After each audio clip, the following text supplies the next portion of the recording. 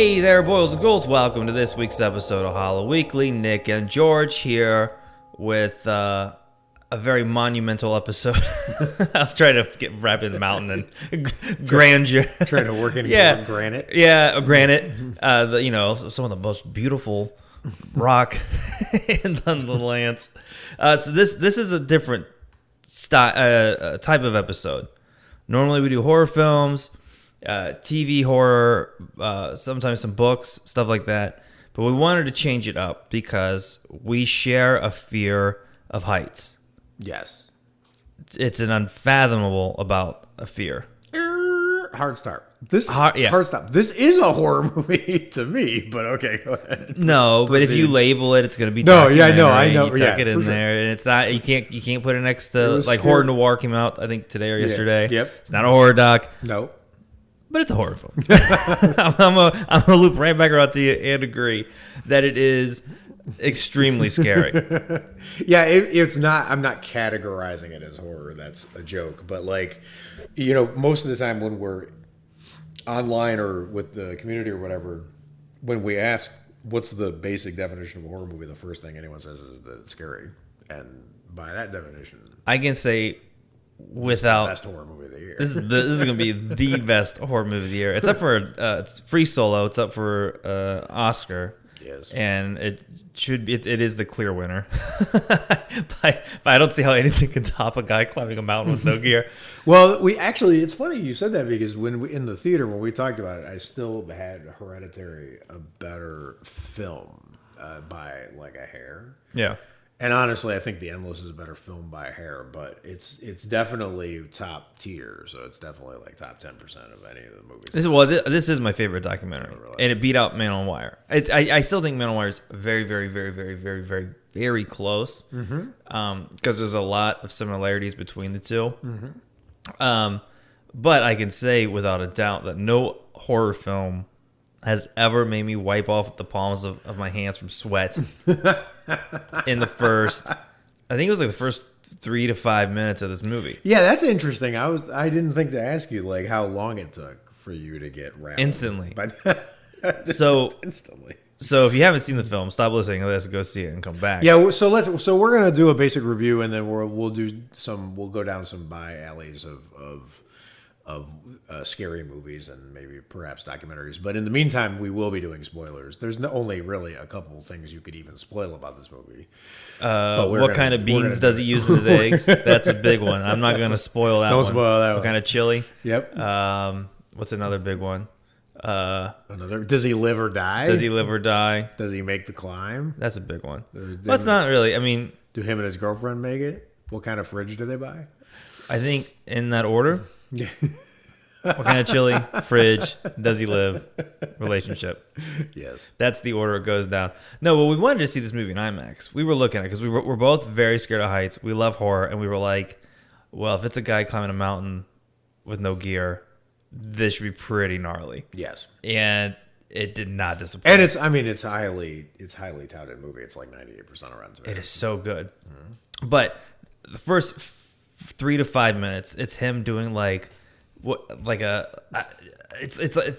climbs a mountain, but it's like Chuck E. Cheese tunnels to him. Because I want this mainly to be you talking excitedly about the movie, so I'll pass it to you in a second. But for the people who don't know what this is, let's talk about it. So in Yosemite Park, there's a sheer granite face wall. It's one of the tallest unbroken granite walls in the world, if not the tallest, called El Capitan. It's a 3,000 foot climb. Right, It's dangerous to climb. Just climb, right? So rock climb with ropes and gear and like whatnot.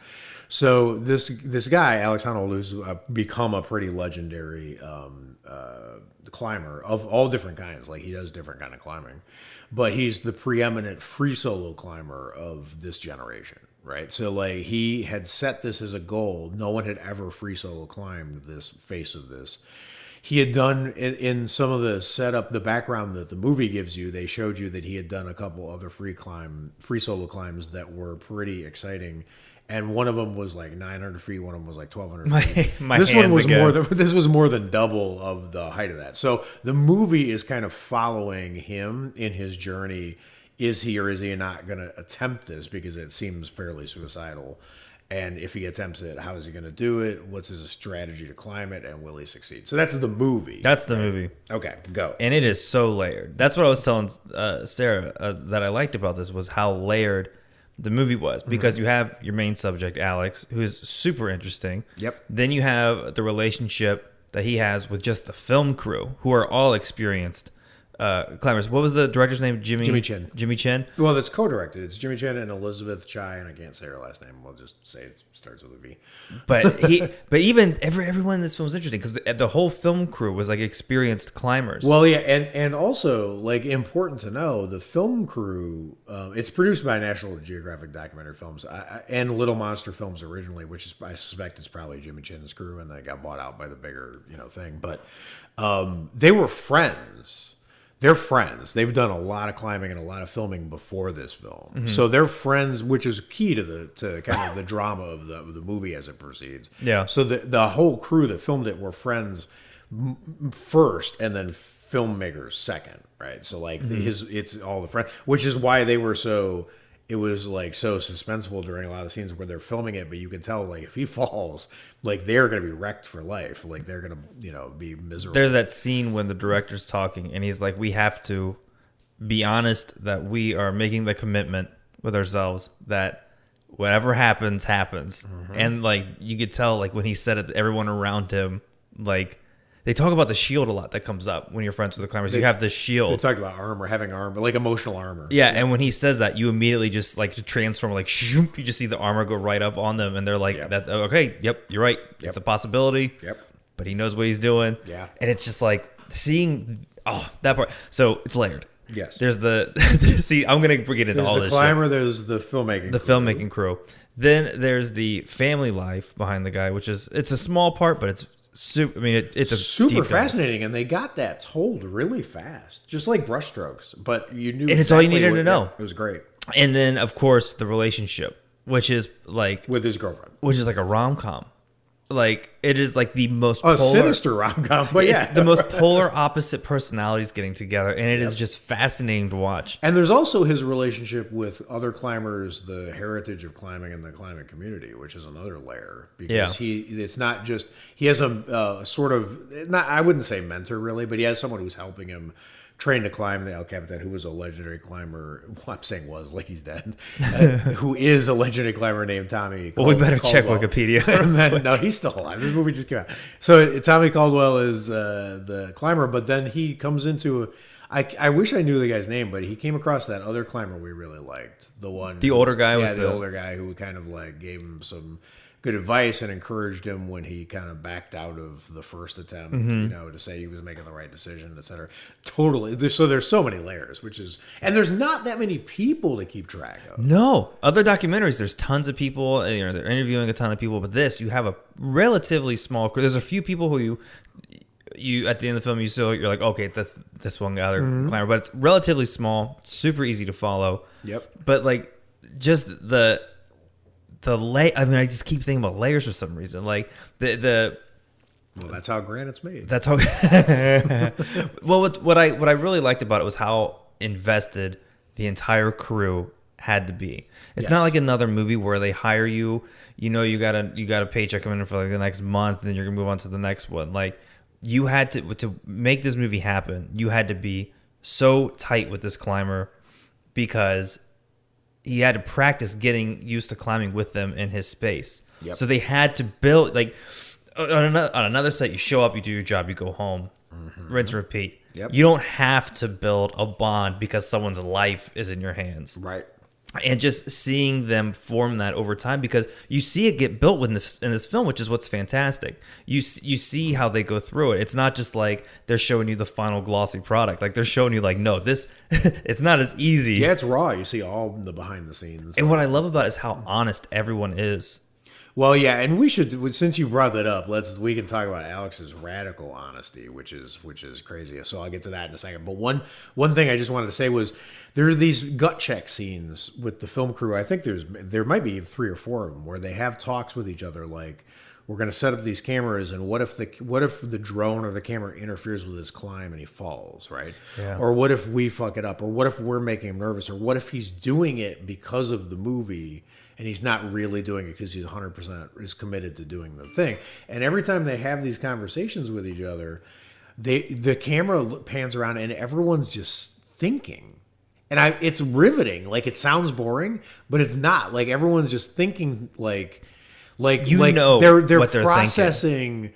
the importance of what's happening. And every scene like that felt like after Quint was done singing in Jaws, when they're just sitting around the table looking at each other with that, like, life is serious, like, vibe, which was really but cool. the camaraderie between them, like, which was really cool. Like, nobody, like, if you're on a boat with a bunch of people hunting a shark, you might have some people, calling bullshit or like disagreeing with you. No one on this crew is disagreeing with anyone. Like, they are like, whatever you feel is the truth because your life is at stake.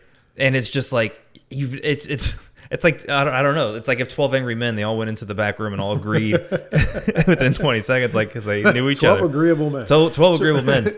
So, but I want to dig into that, the honesty thing you were talking about, because, like, you know how, like, the urban myth is, like, you play Mozart to your baby. And it comes out of genius. And it comes out of genius, whatever. Someone played Depeche Mode's Policy of Truth song to Alex in the womb, because that motherfucker is the most honest person I've ever seen on screen. He's honest with his girlfriend when she's good and she's bad. He's honest with the climbers. He's honest with himself. And they asked the mom about that, and she was like, I guess they would refer that now as Asperger's or something like that. Right? That's sad that being honest is a disability, but, like, it's crazy that it's like... but it plays to who he is because he's able to be honest with himself with his life.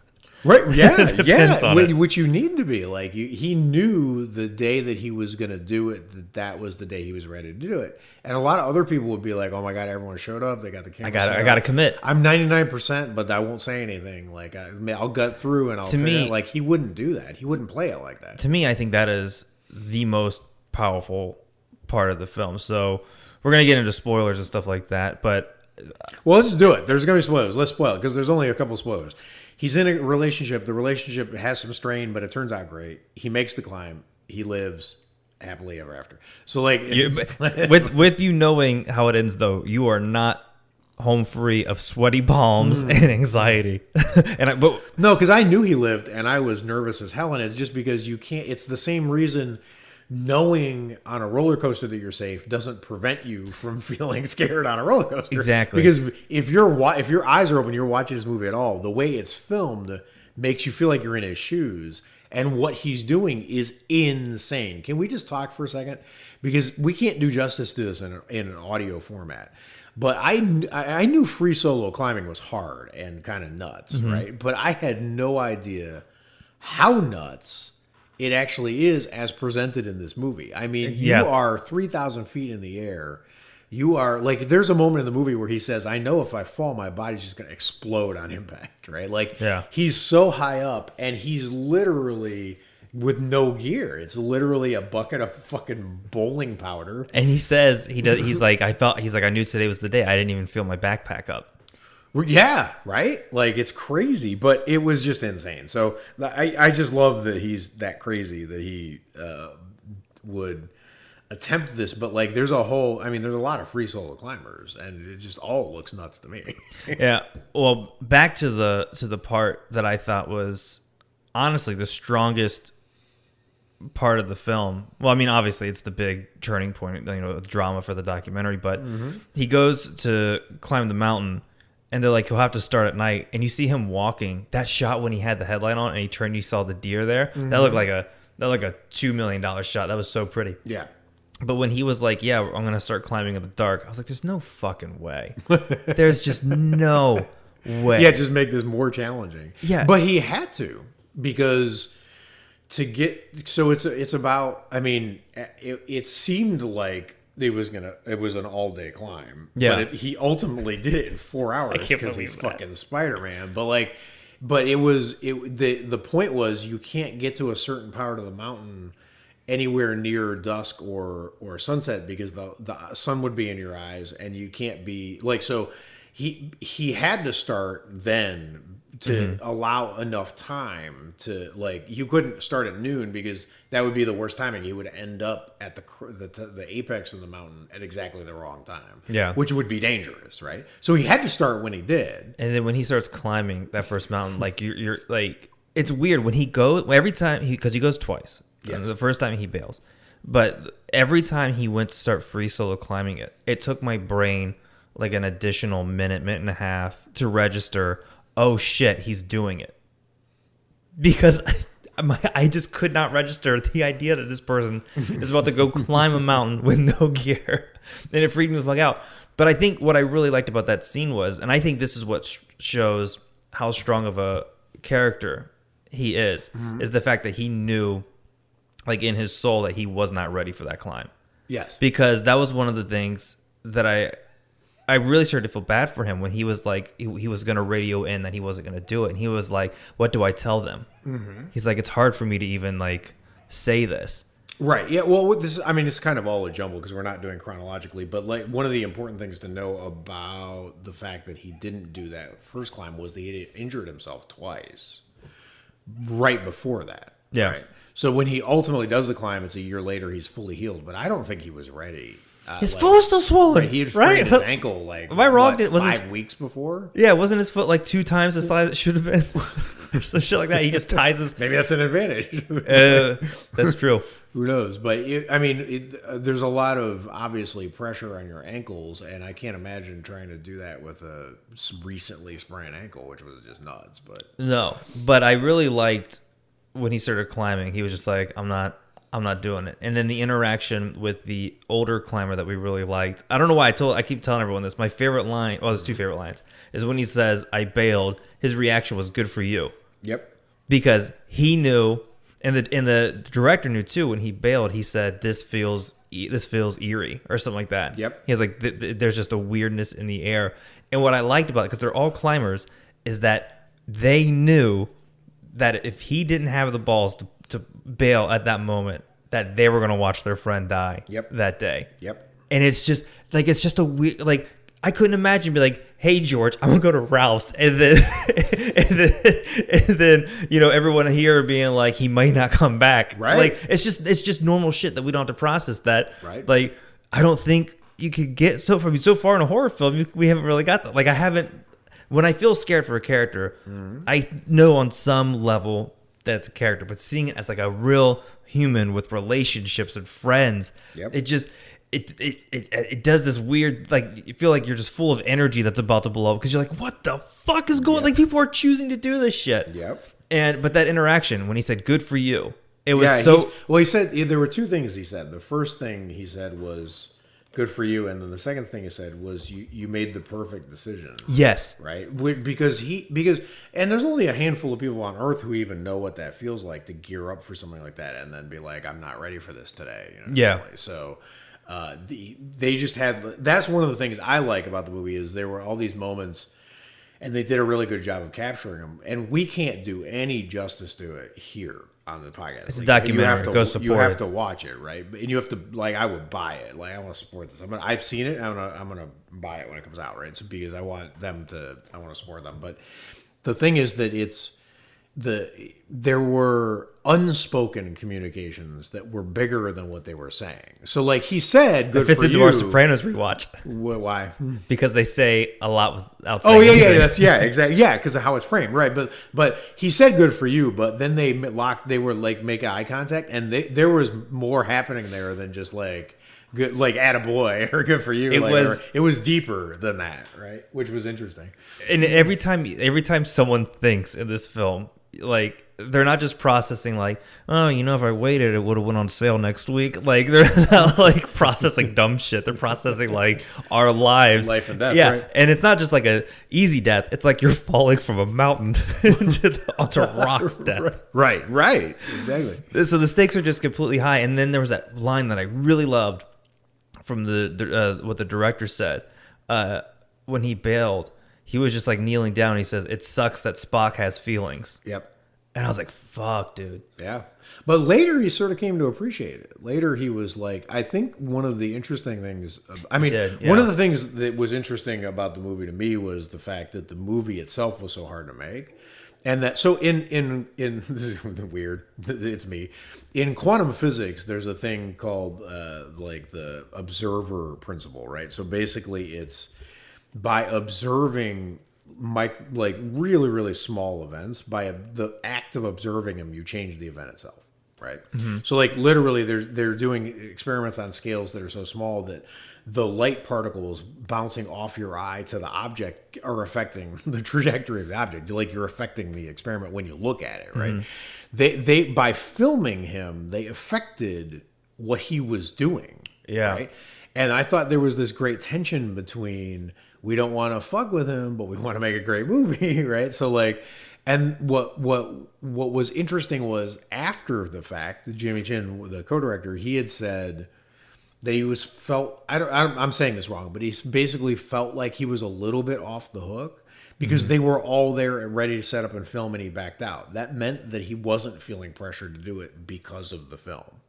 That he was doing it for the right reasons, right? Yeah. Because if he was feeling pressured to do it for the million, he would have done it while they were filming it. It's funny you say when you do it for the right reasons, because that's what he goes to talk about to the older climber.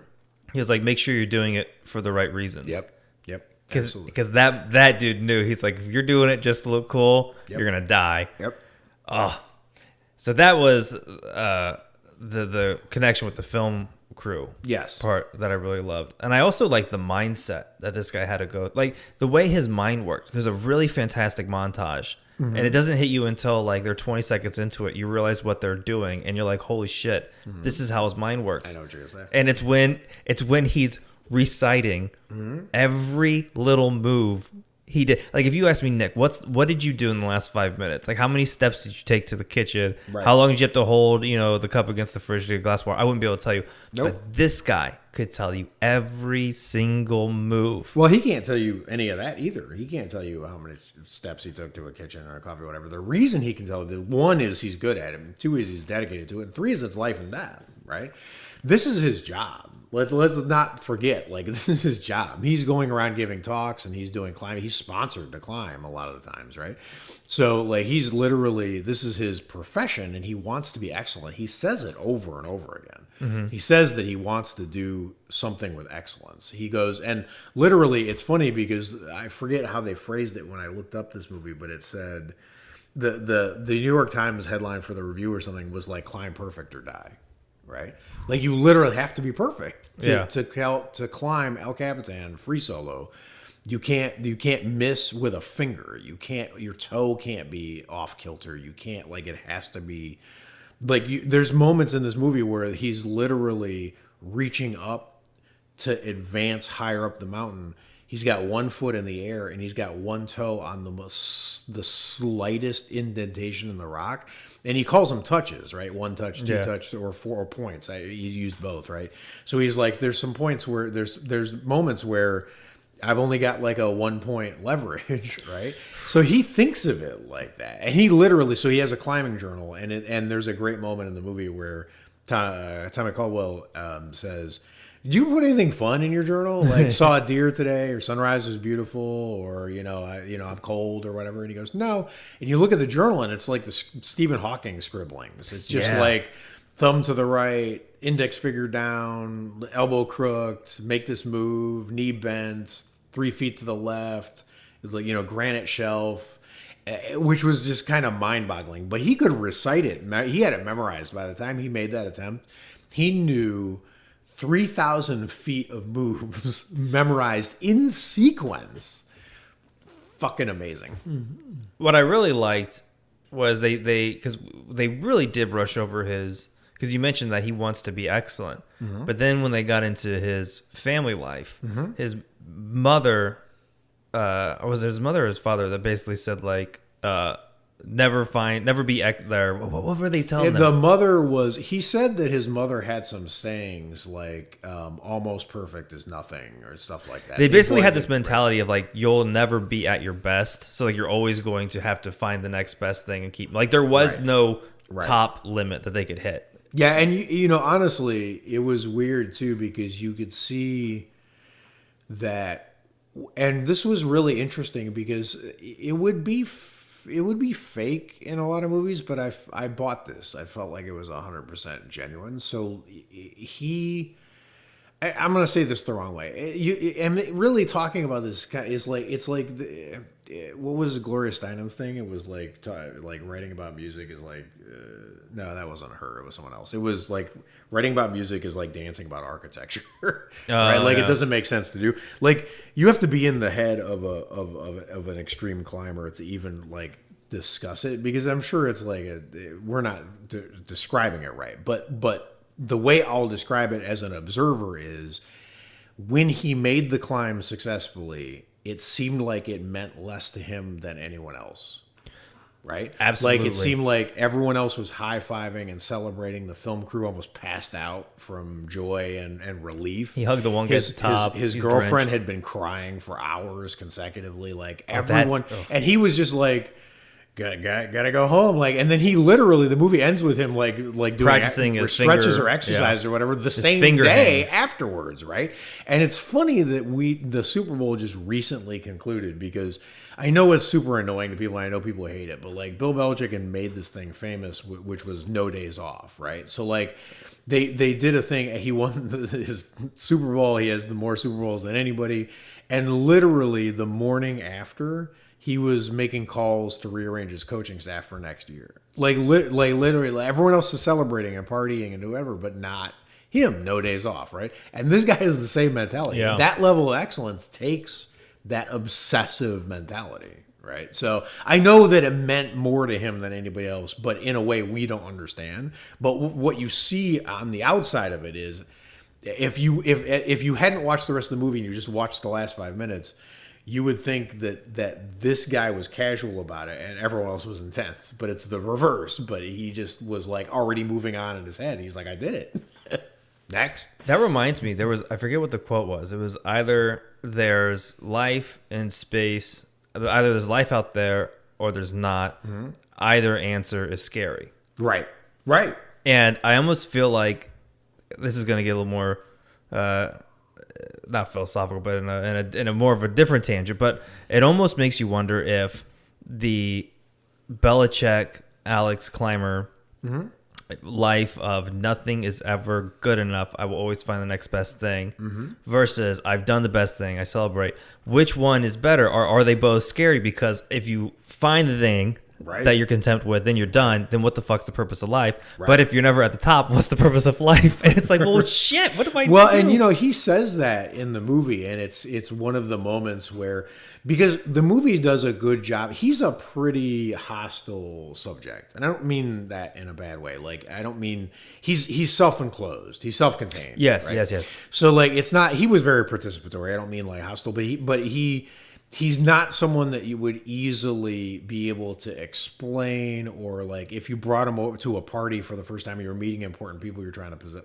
impress. Yeah, he would be a wild card guest, right? Yeah, because he can say outrageous things, or he can just tune out and be like, I don't care about what's happening in front of me, right? So he's a pretty hard person to predict. But there was a moment in the movie where he said no one ever achieved anything great by being happy and cozy. Yeah. Right.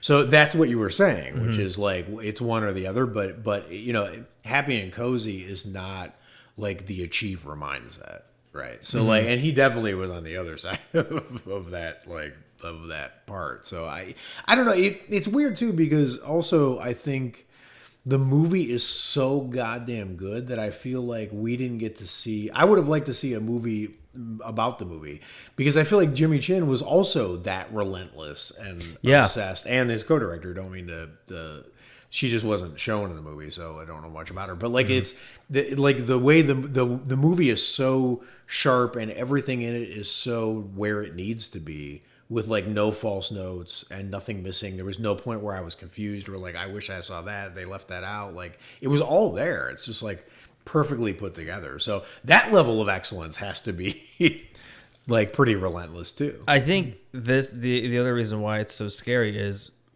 I don't think I've seen. I mean, well, maybe there is a plethora of rock climbing documentaries that I've just never seen before. So this is, the only one. You're right. But normally, whenever you see like on the news, if they ever show anything resembling rock climbing or in a movie, it's usually they have the ropes.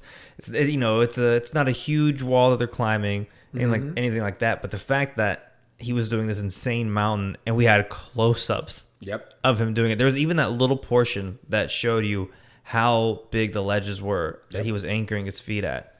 And I was telling Sarah, the funny thing about seeing it in IMAX, we saw it on IMAX, so it's this big, huge screen, but we're looking at the tiniest little centimeter crack sticking out of a wall. Cool. Yeah, it was cool to see it that way. The IMAX was very like the optimal way.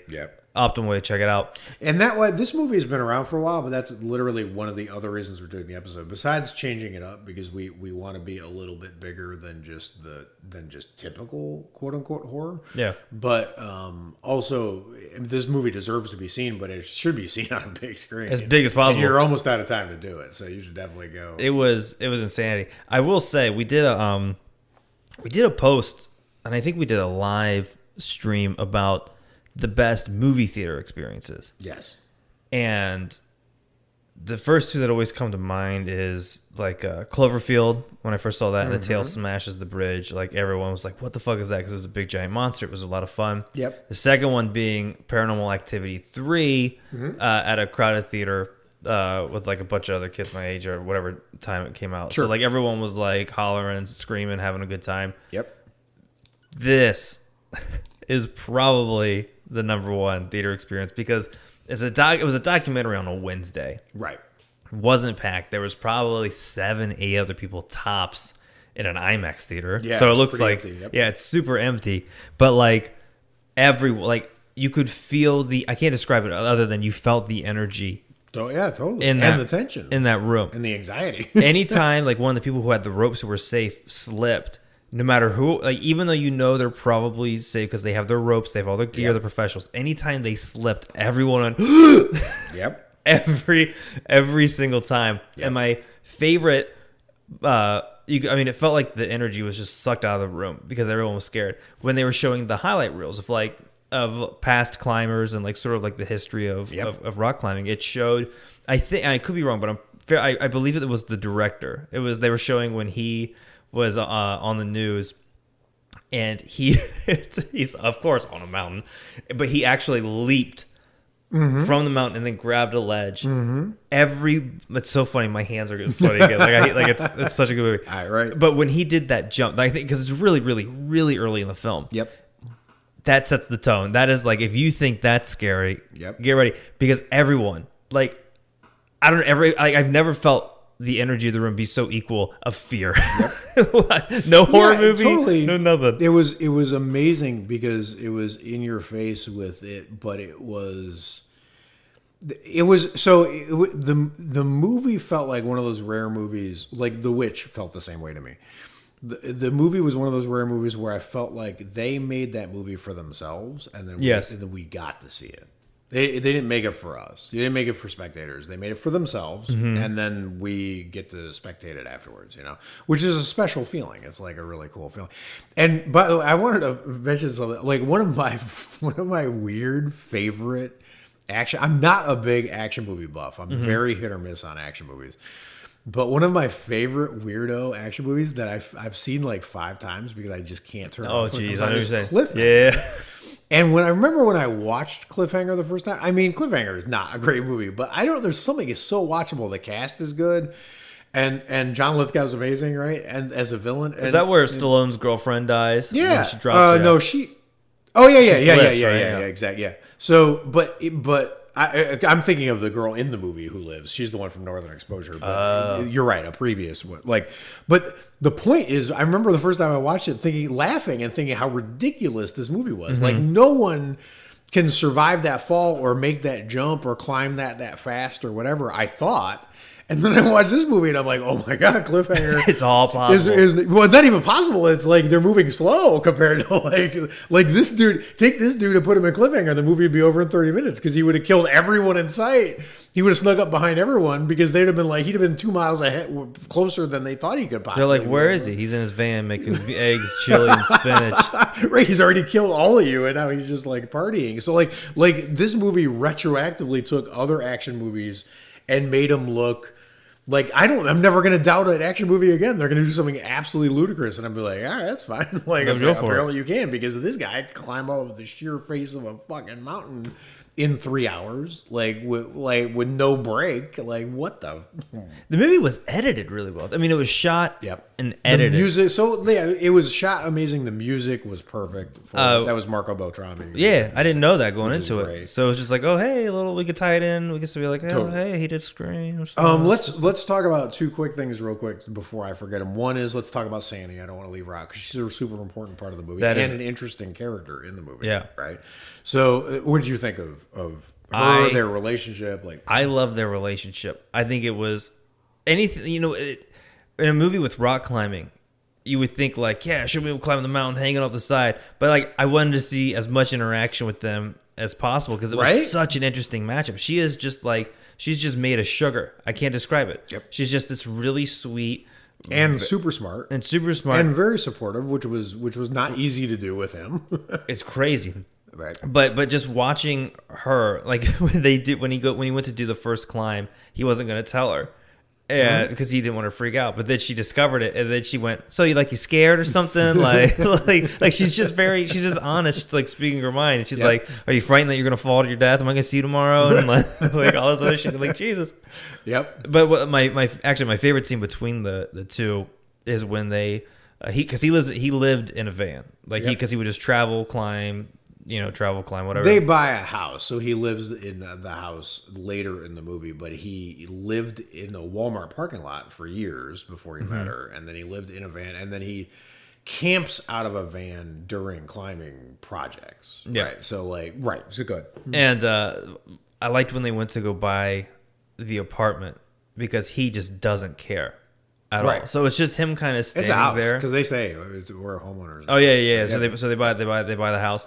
And he's standing there with the realtor, just like, okay, so what do I sign? He's just not interested. Yeah, but totally. She's running around going, so we'll put a couch there, a sectional there. We'll get some plates over here. The dining room's going to go right here. And it's just the most completely opposite pairing of a couple. Yep. That if they did a documentary just about their relationship, sure, I'm there. But I think so. This is one of the interesting things about, and sometimes I take analogies and metaphors too far, right? But I found it fascinating that there were moments where he would have to make a move on the climb, on the mountain, or training for it that was counterintuitive, right? It looked weird, right? It wouldn't be how I would climb it. I don't know how to climb. But he would make a move and it looked like he was leaning way too far over to one way or whatever. And he explained it. He was like, it was all about keeping your center of balance, right? So he's a very extreme person. He needs someone extreme in the opposite direction for them to be balanced. Yeah. Relationship balance the way you balance when you do a climb, right? And she was the perfect balance, which was the whole, to me, that was the root of the movie, was everything is about, you can achieve anything if you have the proper balance, right? And their relationship has that balance, which is interesting. I liked when he was, I think it was when he broke his, he fucked up his spine or his lower back. And it was because she was doing the ropes and helping him climb, and she didn't. It was a mistake, and then he injured himself, and he was like, "Yeah, I thought about breaking up with her at the time." Right. And this speaks to their relationship. He was like, "Yeah, I obviously thought about breaking up with her," and she was like, "Would that?" What she said? She said, "Would that make your life better? Breaking up with me would it make your life better?" Yeah, and he was like, "No." He's like, "No." So she straight up called it out. She was like, because she was honest back, which was interesting, and even cooler to me was the fact that he was saying, I was thinking about breaking up with her and whatnot, and she said, you can have it all. You can have it all. Yeah. You can have a successful relationship and a career and money and be insanely focused and achieve on this stuff. Because he basically thought the way, like, it was almost like the way a Van Gogh would think. You have to sacrifice everything else out of your life for maximum achievement. Yeah. And she changed his mindset on that, which was amazing. And like just the optimism of it was so great that she like could convey that to him. I thought it was phenomenal. And she said, we make a great team during a really funny shot of them in a canoe where she's the only one rowing. She's like, she's in the front, like we make such a rowing, we like make a great team. We're so he's good. Like coasting behind her. He's like, you're absolutely right. That was actually one of my absolute favorite moments of the whole movie was she wanted him to do a yoga pose on a tree in the woods that had fallen over and was propped up on another tree. Mm-hmm. And she was like, yeah, it's steady. It's not wobbling. He's like, it's wobbling. It's not steady. I'm like, oh my God, this guy's climbing a 3,000-foot mountain, but he doesn't want to get up on this fucking He's like, tree. I don't know, man. That thing might fall. Because he's human. Like, he's not Spock, right? So, like, I like that moment. My favorite scene of hers, and this is in a weird way, was she makes a very, very big and important decision the night before his actual climb attempt. And she leaves. And she says goodbye and she leaves. Now, she was there for the first attempt. Like literally, she would have been there, right? Mm-hmm. Like, she would have been like, she could wave to him while he was climbing. Like, she was present, right? But that was another reason why the dry run that he backed out of was so good and so important, was because I think she learned that was not good for him. He needed no distractions for the attempt, right? So, like, to have someone who loves you and their heart is breaking in knots because they're so worried that something bad's going to happen to you, have them, like, right behind you, or that energy right near you the minute you step onto the mountain, was not good for him. And it could not have been easy to do that. And that meant that, like, that was her contribution to that moment. And I thought that was phenomenal that she was able to be unselfish enough to make that decision. It's funny, once you said that, I didn't realize that everyone learned something that day. Like, like, it wasn't just like, let's go again and business as usual. Right. Every motherfucker. Like, a year passes between it's like late 2016. It was fall 2016. He ultimately climbs late 2017, I think, or mid 2017. It's quite a while between. But it's crazy the amount of time that, like, everyone who was involved had time to, like, really think about it. And, like, because I'm assuming most of them have, like, their minds just work differently because of what they do. Right. They're constantly putting their lives in their hands. Yep. But it's amazing to see what lessons because everyone had to take away something different. Mm-hmm. Hers was like, I'm going to not be here. It's best for him, and it's definitely good for me not to be here. It's probably, for both of them and for the crew to be, like, making the mental commitment that, they have to keep the trust at 100. Mm-hmm. And, I can't even imagine. And it was fascinating how kind of messy and haphazard that part of it was. That fascinated me. I could not stop thinking about it walking out of the theater. It was so interesting to me that he could tell you before the climb what he was going to do every foot of the climb. Mm-hmm. He had the entire route memorized meticulously, right? If you had asked him 1,825 feet up, what are you going to do? And he'd be like, I would use right hand, left hand, foot first. Like, he would just be able to tell you, right?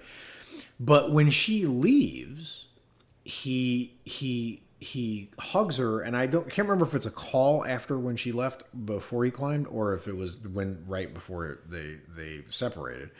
But she goes, or maybe he was just relating himself. Whatever, it doesn't matter. But the point is that at some point it came up like, she's worried about you, like, whatever, and she's, saying goodbye, but she doesn't want to say goodbye because goodbye is ominous, right? Mm-hmm. It's like break a leg for a theater. You don't say, have a great performance. So, like, he was pondering that, and he goes, yeah, but it's not goodbye. I'm going to see her in, like, 5 days. Yeah. But he actually saw her 6 hours after he started the climb. He made the climb at 4 and then saw her 2 hours later. So the fact that he thought it was going to be a 5-day difference, and the fact that it actually was the same day he saw her, meant that shit was not planned at all. Yeah. Like, you've got this meticulous planning here, but the couple has not made any arrangements for how to celebrate this after it's done. All the focus is on the detail of, like, doesn't matter. But it's not like everything in their life is planned in detail. No, the climb was planned in detail. Everything else was chaos, right? So like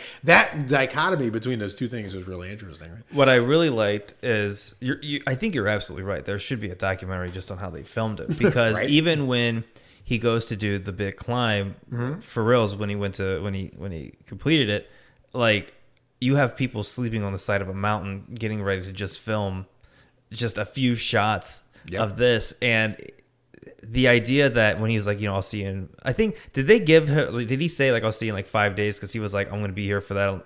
It seemed like he was going to be there for a few days, like getting prepped for it. It was like, today's the day.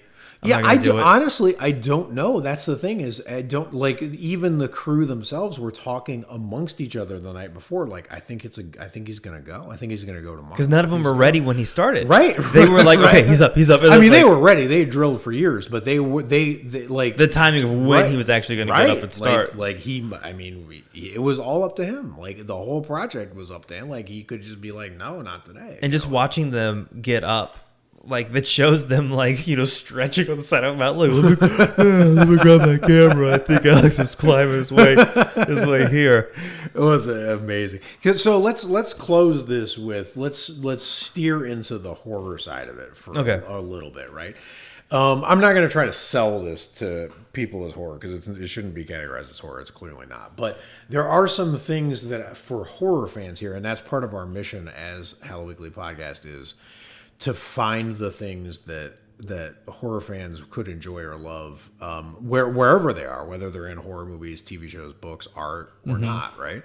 And there's a couple of things here. So I don't want to slander this guy. So first of all, he has the scariest eyes for a real human being that's functional and relatively normal that I've ever seen. His eyes are pure black.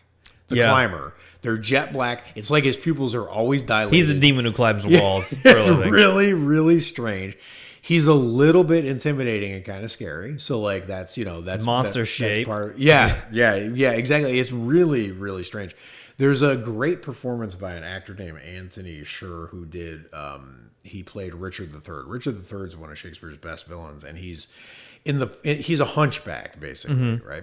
So a lot of people just play him as hunchback. Olivier played him as just a hunchback, like the way Lon Chaney would do, with like just a shoulder pad and like whatever. But Anthony Sher did something really interesting. His interpretation was he put on those arm braces, the ones you strap to your forearms, and then they're on the floor like crutches. Oh yeah, and he moved around the stage like a spider.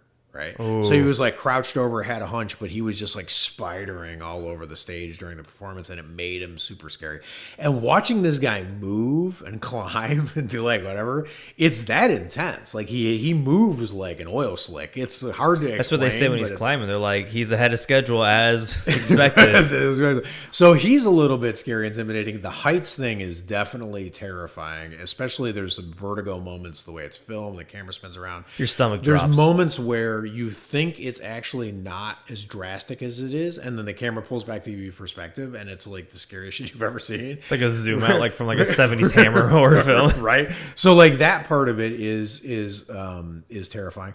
There's a lot of death shown and implied in the heritage of climbing. It's not obviously an easy sport, so that there's the scary moments of just how many people have actually lost their lives in the service of this thing. And one of the things they said that I found really interesting, I forget whether it was Washington Post, New York Times, or someone, they had called this one of the 21st century's greatest athletic achievements, like the way like Jesse Owens at the Olympics would be, or the way like George Foreman's heavyweight comeback would be, like whatever. So when you think of it as that athletic moment, it's interesting, but to make it a little bit of horror, there was a great description in the movie, I forget who said it, where it was like, imagine an Olympic gold medal winning moment. Oh, the guy was training him. Right, where he was like, imagine training for the Olympics and it's a gold medal moment, but except for you win the gold medal or die. Yeah. Like, and think about how small the odds are even winning a gold medal, right? So like, bronze, silver, fifth place, 10th, come in last, all of that is you die or you win the gold, right? So that's basically what he did with this climb, was it's either win the gold or you don't come back, right? So like, imagine like saying, I'm going to trade for I don't know when the next Olympics is. I'm trained for 2022. But if I don't win a gold, you get to put me down. Like that's what he Pressure. did There's with some this, pressure right? on So that. that was the scary, creepy kind of gothic moment. And there's a great atmospheric shots where the mountain itself, you can tell in a horror way, like in the At the Mountains of Madness kind of way, the mountain calls to people. They're obsessed with it. There's right. climbers who are obsessed with this rock, right? Like they have it memorized. It's like an idol. It keeps drawing them to it, and the way it's shot is so Godlike. yeah. It's like it literally has no. It's indifferent. Has no cares for us. It's like Cthulhu not moving. Right. It's exactly like that. So all of that I thought was, as a horror fan, I was picking up on those parts of it. So I think there's enough in there if you come to it with the right mindset to be like, yeah, this is horror adjacent at least, right? For those things, I don't know. At the minimum, right? It's definitely horror adjacent. I mean, it is. You do see a guy fall from a mountain to his, Yeah, well, where that's terrifying. I think, yeah, he definitely. There's no limit. No, that was a long. No, there's no limit for that. No, That was a crazy shot though. That was a crazy shot. Like that made my stomach sick. It was for a like second. fucking Alan Rickman falling in Die Hard, except for real. For reals. No, it's definitely like a horror fan would definitely like it because I think because we were discussing like I was scared in this film. I was scared watching this film, and I've been scared watching a bunch of other films. Mm-hmm. But like this felt like the levels of scares were different. So like if I watch like the Paranormal Activity 3, when I was scared, there was like a funness to it. There was like there was a thrill, like, oh, this is so great, I'm terrified, but I'm having a good time. And you leave. Yeah, I mean, so I disagree with that, but I disagree with that in all horror in general, and I think it's just because like, I'm so passionate about what the horror genre can do, like The Exorcist scared the shit out of me as a early teenager, and it scared me worse than this movie, and in a way that was not fun, right? I think like horror movies, things don't have to be real to be ultimately scary. Like a really well done horror movie can pack an equally or better fear punch.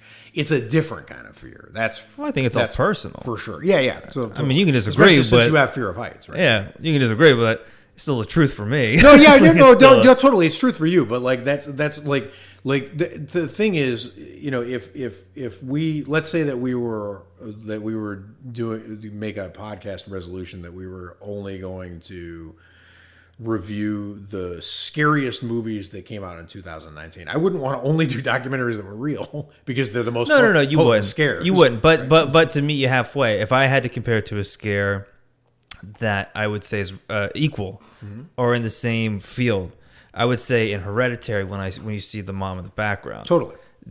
But I say they're similar in terms of level of fear, intensity of fear, and fear for the subject. But I think there's this small little crack. We'll keep it mountain. There's still this weird divide, and I can't put my finger on why. Sure, yeah, and I think you said, it's personal. It's that's how that works. But that's, to me, that's one of the things that it was. I have seen other documentaries and movies, like the movie The Walk, which was the fictionalized version of Man on Wire, right?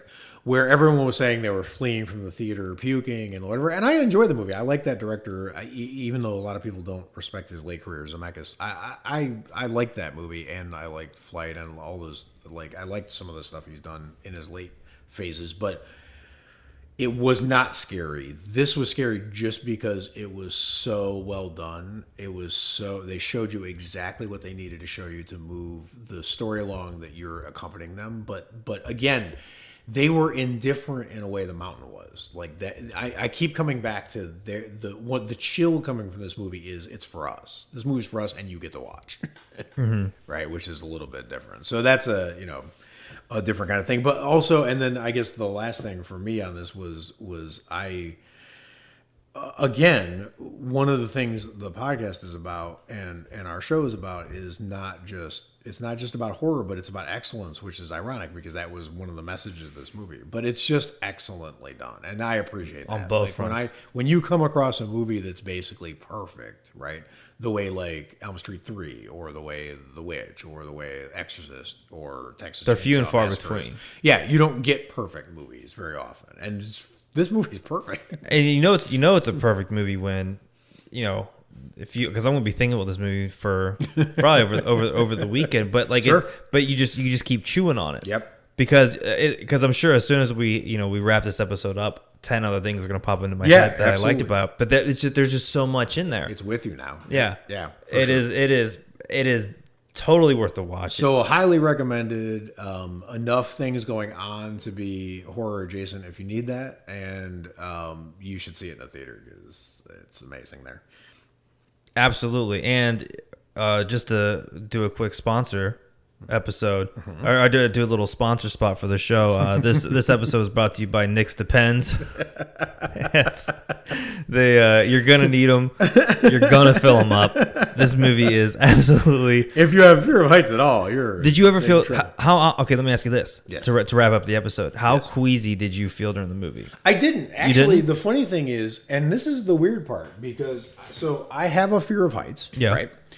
But I've noticed that it's only in certain situations, obviously, right? I'm sure that's the way for everybody, right? But like, I don't have an unqualified fear of heights. I've been in helicopters, like in the helicopter turns sideways, and like you're looking through the window down at the ground from 20,000 whatever, and I with no fear at all. I've been on top, like the St. Louis Arch at the top is totally enclosed, so you're at a window and you're looking out over St. Louis, but you're not on like a balcony like Empire State Building would be. You're enclosed, right? It's all inside. I have no fear of that. For some reason, my fear of heights only pertains if I'm exposed to somehow. Like if I could make a mistake and fall. if it's up to me, if I'm on a ladder or a roof or top of a big set of stairs or whatever.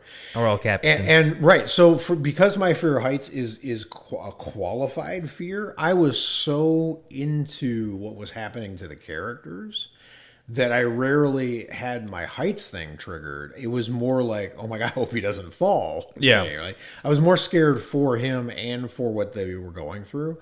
It was weird. There's a documentary that's also good, not as good as this, but good, called Maru. It's a climbing documentary I told you about. It's probably 3 years old now, 3 or 4.